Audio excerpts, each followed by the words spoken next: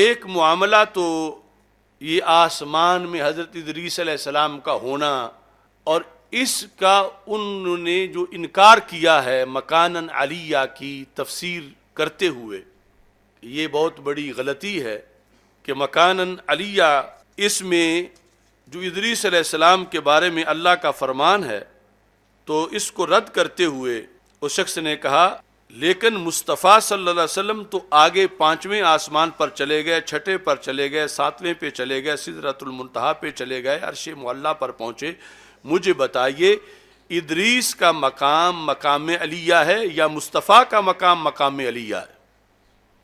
اس کا مطلب کیا ہے کہ یہ انکار کرنا کہ مقام علیہ ادریس کا مقام نہیں ہے، عقلی دلیل سے کہ 4 آسمان پر رسول پاک صلی اللہ علیہ وسلم کی جب ملاقات ہوئی تو سرکار تو وہاں تک نہیں رہے بلکہ 5ویں پہ بھی گئے، 6 پہ بھی گئے، 7ویں اور سدرۃ المنتہا اور جنت۔ تو پھر کہتا ہے یہ بتائیے کہ ادریس کا مقام مقام علیہ ہے یا مصطفیٰ کا مقام مقام علیہ ہے؟ مطلب کہ استفہام انکاری بنایا ہے کہ رسول پاک صلی اللہ علیہ وسلم کا مقام مقام علیہ ہے، لیکن مصطفیٰ تو آگے 5ویں آسمان پر چلے گئے، 6 پر چلے گئے، 7ویں پر چلے گئے، سدرۃ المنتہا پہ چلے گئے، عرش معلیٰ پر پہنچے۔ مجھے بتائیے ادریس کا مکان مکان علیہ ہے یا محمد مصطفیٰ کا مقام مقام علیہ ہے؟ اب مقام علیہ کی تفسیر کوئی بھی ہو، یہ بات قطعی ہے کہ اس آیت میں یہ مقام علیہ مقام حضرت ادریس علیہ السلام کا ہے،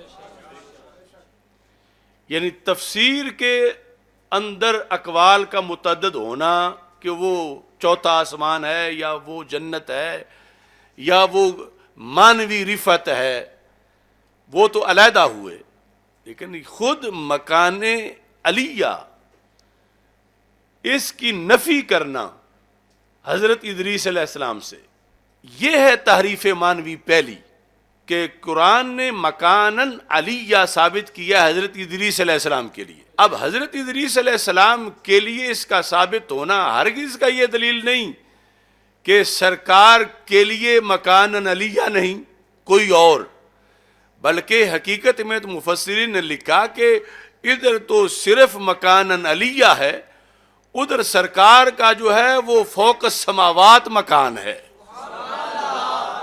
یعنی صرف 4 سے اوپر نہیں بلکہ اس سے بھی کہیں اوپر ہے۔ تو وہ ایک علیحدہ حقیقت ہے کہ سرکار کا تو جتنا بلند و بالا ہے اتنا اور کسی نبی کا ہے ہی نہیں، مگر اس کا یہ تقاضا نہیں کہ جو نص قرآنی میں کسی کا ہو اس کا انکار کر دیا جائے۔ تو مکانن علیہ سورہ مریم میں اس آیت کے اندر بالیقین قطعی طور پر تواتر کے ساتھ، یعنی قرآنی نص میں یہ مقام ہے حضرت ادریس علیہ السلام کا، اور یہ قانون ہے کہ جسے قرآن ثابت کرے اس کی نفی کرنا، یا جس کی نفی کرے اسے ثابت کرنا، یہ توہین قرآن ہے اور یہ کفر ہے۔ تو اس بنیاد پر یہ پہلی تحریف مانوی ہے اس ایک جملے میں، جہاں صرف غلطی ہے اس کا بھی ہم نے تعین کیا کہ وَرَفَعْنَاهُ مَكَانًا عَلِيًّا، اس کی جو 5 تفسیریں ہیں اس سے ہٹ کر جو 6 نجف اشرف سے اس نے کی ہوئی ہے وہاں تک صرف غلطی ہے، وہ صرف غلط تفسیر ہے، اس پر بھی گناہ ہے، لیکن یہ جو مکانن علیہ کی ہی نفی حضرت ادریس علیہ السلام سے کی ہے یہ تعریف ہے، اور تعریف جو ہے وہ بہت بڑا جرم ہے۔ دوسرا یہ ہے کہ ادریس علیہ السلام کا مزار ادھر ہی ہے جدھر نجف اشرف شریف میں علی کا مزار ہے، یہ جملے ہیں اس شخص کے، اور کتابیں پڑھیں اب تھوڑا سا مزہ لیں۔ وہ شخص کہتے ہیں اور کہ ادریس کا مزار نجف اشرف ہے، وَرَفَعْنَاهُ مَكَانًا عَلِيًّا، ہم نے ان کو وہ جگہ دی جو جگہ علی کو دی۔ اللہ کا کرنا، ادریس علیہ السلام کا مزار ادھر ہی ہے جدھر نجف اشرف شریف میں علی کا مزار ہے۔ کتابیں پڑھیں اور کتابیں پڑھیں. اب تھوڑا سا مزہ لے آؤ کہ ادریس کا مزار نجف اجر اشرف میں اور آگے کا وَرَفَعْنَاهُ مَكَانًا عَلِيًّا، ہم نے اس کو وہ جگہ دی جو جگہ علی کو دی. ان میں کوئی ڈبنگ نہیں، نہ یہ ہے کہ ماقبل سے کوئی ربط نہ ہو یا کاٹ کے لفظ جوڑ دیے گئے ہوں. یہ پورے کا پورا اس شخص نے بیان کیا ہے. اس شخص کا جو موقف، ایک تو مکانن علیہ، اس کی نفی کی، معنی کوئی بھی ہو. دوسرا مکانن علیہ کی جو آسمانوں کی بلندی والا معنی ہے، اس کا رد کیا. اور تفسیر بحر مدید سے صرف یہ لے کر کے مرتبے کی بلندی کو بھی یہ مکان علیہ کہا جا سکتا ہے، آگے اپنی طرف سے اس کے ساتھ ایڈ کر دیا نجف اشرف کو.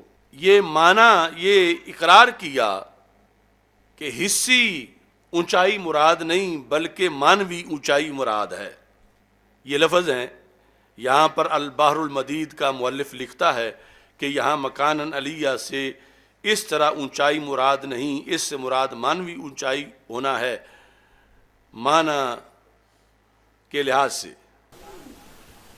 یہاں پر البحر المدید کا مؤلف لکھتا ہے کہ یہاں مکانن علیہ سے اس طرح اونچائی مراد نہیں ہے، اس سے مراد مانوی اونچا ہونا. مانا. اب جس وقت یہ بات نکلی تو پھر فوراً انہوں نے اس کو تعویل اس کی نہ ہاتھ باغ پر ہے نہ پا ہے رکاب میں. تو پھر کبھی ادھر ٹکر ماری کبھی ادھر ٹکر ماری، اور تعویل کی جلدی میں اپنے ہی گفتگو کے بالکل خلاف تعویل کی، اور دونوں باتوں میں تعارض لازم آ گیا. وضاحتی کلپ میں کہا کہ جو آسمان پر ہیں وہ آسمان پر ہی نہیں رہیں گے، بات کا بتنگڑ بنانے والوں وہ نیچے بھی اتریں گے. جو آسمان پر ہیں وہ آسمان پر ہی نہیں رہیں گے، بات کا بتنگڑ بنانے والوں وہ نیچے بھی اتریں گے.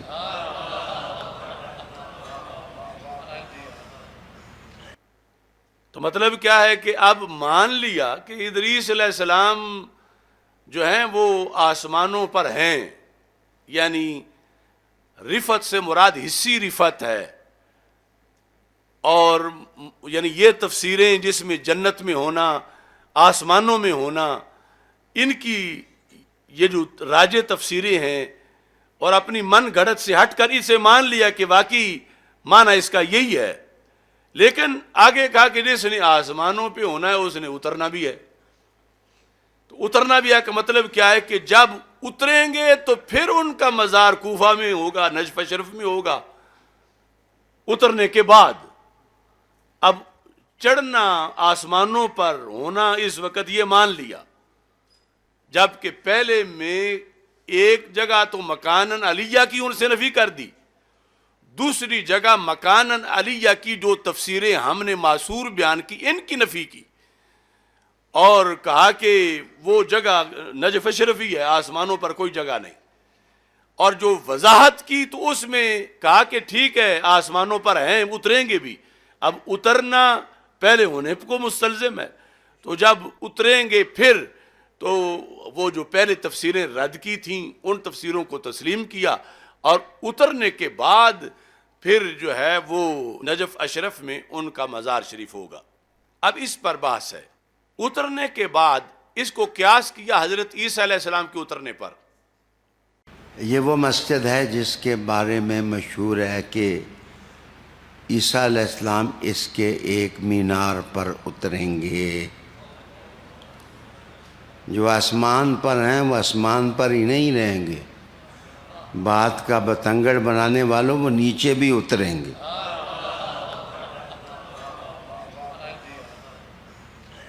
ایسے نہیں ہے کہ ادھر ہی مزار بنیں گے. عیسیٰ علیہ السلام کا مزار اب بھی حضور کے مزار اقدس کے ساتھ جگہ بنی ہوئی ہے کہ عیسیٰ علیہ السلام یہاں مدفون ہوں گے۔ 4 ہی تو ہیں، الیاس، ادریس، خضر اور عیسیٰ علیہ السلام۔ عیسیٰ علیہ السلام کی مزار کی جگہ متعین ہے، وہ آسمانوں پر نہیں رہیں گے، نیچے بھی آئیں گے۔ اگر آنکھوں کی جگہ آپ کے بنٹے لگے ہوئے ہیں تو میں کیا کروں؟ تو ادریس علیہ السلام بھی 4تھے آسمان پر دفن نہیں ہوں گے، وہ بھی نیچے اتریں گے، ان کا بھی کہیں مزار ہوگا۔ تو پہلا رد یہ ہے کہ حضرت عیسیٰ علیہ السلام کا اترنا وہ تو حدیث صحیح سے ثابت ہے، اور پھر یہ کہ ان کا روضہ پاک رسول پاک صلی اللہ علیہ وسلم کے حجرہ اقدس کے اندر بنے گا، یہ حدیث میں ذکر ہے۔ لیکن آپ کے پاس کون سی حدیث ہے کہ حضرت ادریس علیہ السلام اتریں گے اور پھر ان کا روضہ پاک نجف شریف میں بنے گا؟ اس کا تو کہیں تذکرہ تک نہیں اہل سنت کی روایات کے اندر، تعلیمات کے اندر، احادیث اور کے اندر۔ یہ صرف خانہ ساز جو طریقہ ہے روافض کا، اس کے مطابق ہے، اس کا تو کوئی سر پیر نہیں۔ ایک طرف وہ حضرت عیسیٰ علیہ السلام کی اترنے والا قطعی عقیدہ، اور دوسری طرف یہ من گھڑت بات جو آسمانوں پہ ہے۔ آگے عقلی بات ہے کہ قبر آسمان پہ نہیں بنے گی، یہ اللہ کی قدرت ہے کہ وہ کس حالت میں کسی پیغمبر کے وجود کو رکھنا چاہے۔ وہ محتاج تو نہیں کہ زمین پر آئیں۔ یہاں پر مختلف تفسیریں، اور جلالین میں جو گزرا کہ موت کا ذائقہ چکھا پھر جنت میں داخل کر دیا گیا، اور وہ جنت میں ہی رہیں گے، تو وہ پھر نجف اشرف میں قبر کے لیے کہاں آئیں؟ تو یہ ساری یعنی اپنا وہ جھوٹ چھپانے کے لیے ایک نئی تعویل گھڑی، اور یہ نہیں سوچا کہ جو میں پہلے کہہ چکا ہوں یہ تعویل تو اس کے ہی خلاف ہے، کہ پہلے میں نے آسمانوں پر چڑھنے کا انکار کیا ہوا ہے اور اب میں اقرار کر رہا ہوں، اور پھر ایک ساتھ قول جو بیان کر رہے ہیں۔ آخر تم تو حجت نہیں ہو، حجت قرآن و سنت ہے، اور اس کے بعد جو ہے وہ تعلیمات ہیں صحابہ اہل بیت رضی اللہ تعالیٰ عنہم کی، اور وہ سارے دلائل کی ترتیب ہے۔ اور یہ نہیں کہ اب پھنس گئے ہو تو آج کہتے ہیں کہ میرے کلام کا مطلب مجھ سے پوچھو، اور اتنے میں ہی بھول گئے ہو بھی 3-4 سال پہلے جب میرے کلام کی باری تھی اس وقت تو مطلب تم بیان کرتے تھے۔ دوسری تحریف جو ہے وہ رفعنا میں ہے، یعنی ویسے تو قانون ہے کہ کبھی جو کام مستقبل میں قطعی ہونا ہو، اگرچہ مستقبل میں ہونا ہو، اس کو ماضی سے تعبیر کر دیا جاتا۔ وَسِيقَ الَّذِينَ كَفَرُوا إِلَىٰ جَهَنَّمَ زُمَرًا، وہاں سی کا ماضی ہے، لیکن اس کی اصول ہیں، قرائن ہیں۔ اس کے علاوہ جو ماضی ہو اسے مستقبل بنانا یہ تعریف ہے۔ تو یہاں رفعنا ہے ماضی، یعنی تصور کرو نا جب قرآن نازل ہو رہا تھا ہمارے آقا صلی اللہ علیہ وسلم کے سینہ مبارک پر، تو اللہ تعالیٰ فرما رہا تھا وَاذْكُرْ فِي الْكِتَابِ ادریس إِنَّهُ كَانَ صِدِّيقًا نَبِيًّا وَرَفَعْنَاهُ مَكَانًا عَلِيًّا۔ اس کا کیا مطلب ہے کہ جو مکان علیہ، بلند مکان جو بھی ہے، اس کی جو بھی تفسیر ہے اللہ کی طرف سے اللہ نے وہ ماضی میں کر دیا ہے، وہ کر کے رب نے خبر دے دی ہے کہ اے میرے حبیب حضرت ادریس علیہ السلام، ان کو ہم نے وَرَفَعْنَاهُ رفت بخشی مکاناً علیہ، مکان علی، بلند مکان۔ یہ کام ماضی میں پہلے ہو چکا تھا، اور اب جب اس شخص نے تعویل کی تو لفظ کیا بولے؟ لفظ اس طرح بولے ادریس علیہ السلام کا مزار ہوگا نجف اشرف میں۔ ادریس علیہ السلام کا مزار ہوگا نجف اشرف میں۔ الیاس علیہ السلام کا کہاں ہوگا یہ تم جواب دو۔ تمہیں معلوم ہی نہیں ہے کہ یہ ہستیاں نیچے آئیں گی اور ان کے مزارات ہوں گے۔ قرآن 14 صدیاں پہلے نازل ہو کے قرآن بتا رہا ہے کہ یہ جو مکانن علیہ ہے یہ ہم دے چکے ہیں، ہم نے ان کو رفعت بخشی، ان کو بلندی دی. اور یہ کیا کہتے ہیں اب تعویل کے اندر کہ پھر اتریں گے قیامت کے قریب تو پھر ان کا نجف اشرف میں مزار ہوگا.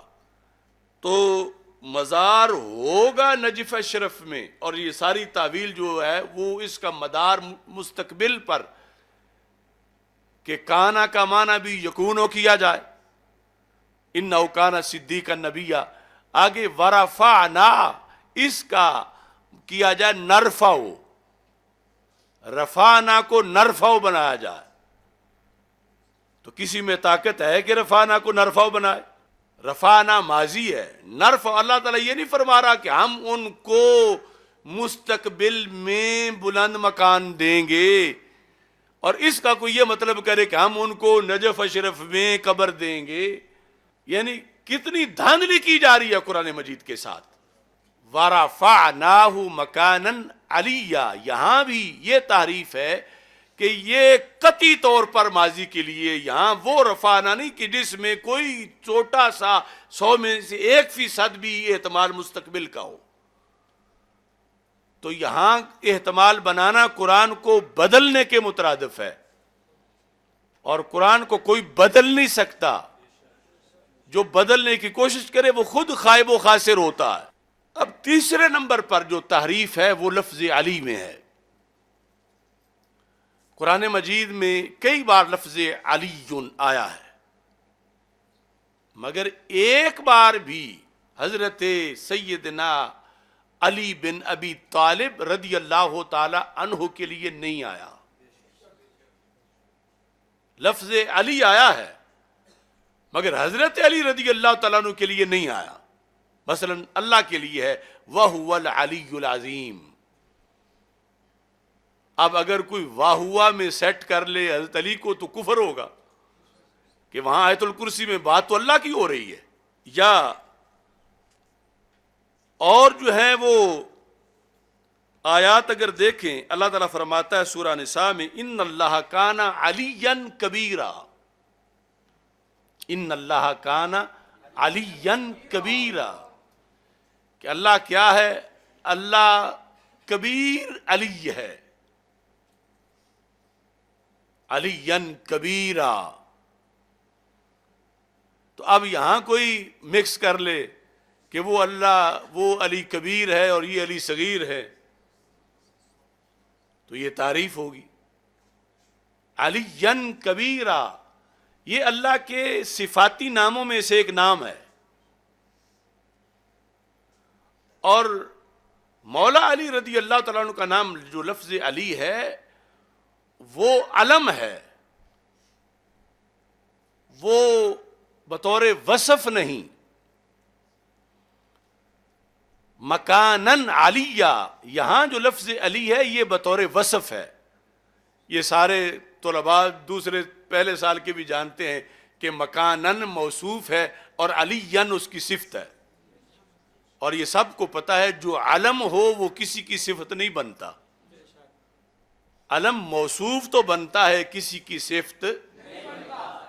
تو اگر علی سے مراد حضرت علی رضی اللہ تعالیٰ عنہ ہیں علیًا کبیرہ میں، یہ اس کے اندر مکانن علیہ میں، تو پھر لازم آئے گا کہ ایک ہستی کا جو علم ہے اس کو صفت بنایا جا رہا، جو عربی گرامر میں اس کی کوئی مثال نہیں ہے.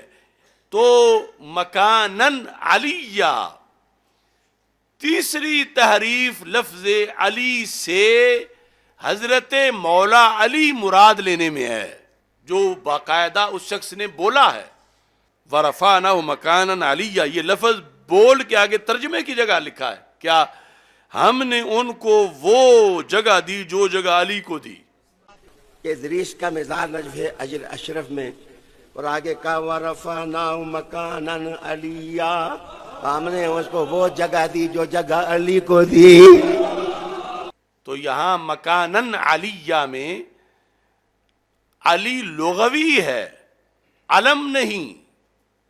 اگر ہوتا نا کسی ذات کا نام علی یہاں پر تو پھر ہونا تھا مکان علی، یعنی مکان جو ہے مکانن نہیں ہونا تھا، مکان آگے علی مضاف الیہ ہونا تھا کہ ہم نے ان کو حضرت علی والا مکان دیا، مکان علی۔ تو قرآن مجید میں کیا مکانن، مکانن، تو کون ہے جو قرآن بدلے؟ تو یہ تیسری تحریف ہے کہ جو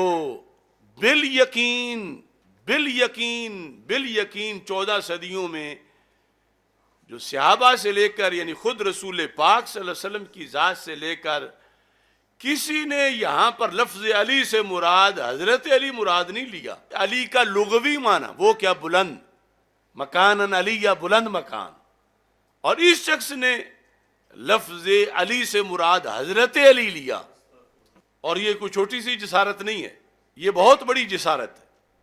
اب یہ اسی طرح ہے، میں وہ مثال دینے لگا ہوں نقل کفر نہ باشد، تو کسی نے اس پہ ہنسنا نہیں۔ مثلا معاذ اللہ کوئی بندہ گفتگو کرتے ہوئے کہے کہ یہ جو لوگ صرف استعمال کرتے ہیں، ایک صابن ہوتا ہے نا، ایک صرف، تو کہے کہ صرف استعمال کرنے والوں سے اللہ پیار نہیں کرتا، اور پڑھے ان اللہ لا يحب المسرفین، ان اللہ لا يحب المسرفین۔ اب مسرفین کا معنی اور ہے، یہ جو صرف ہے یہ اس وقت ہی نہیں جب قرآن اترا تھا۔ اب ظاہری طور پر اتنی مناسبت جس طرح مسرفین اور صرف، یہی اس وقت کے مفکر اسلام اور مفسر قرآن نے دیکھا ہوا کہ مکانن علیہ سے، جس طرح کہ معاذ اللہ نقل کفر نہ باشد کوئی کہے کہ ہماری کمپنی یوفون کا نام تو قرآن میں ہے، یوفون بعہدہم، تو کفر ہوگا۔ اسی طرح یعنی جس معنی میں لفظ استعمال ہے قطعی طور پر اس سے ہٹ کر ایک نیا مطلب اس کا گھڑنا، یہ تیسری تحریف ہے۔ اور میں نے یہ یعنی کئی سال پہلے سے یہ کہا ہوا ہے کہ جو کام روافظ کا ہے یہ سارے وہ دندہ کریں گے۔ روافظ ہر دوسری تیسری آیت میں تعریف مانوی کرتے ہیں، اور وہی کام انہوں نے شروع کیا ہوا ہے۔ یہ صرف یہی نہیں، اور بھی کئی مقامات پر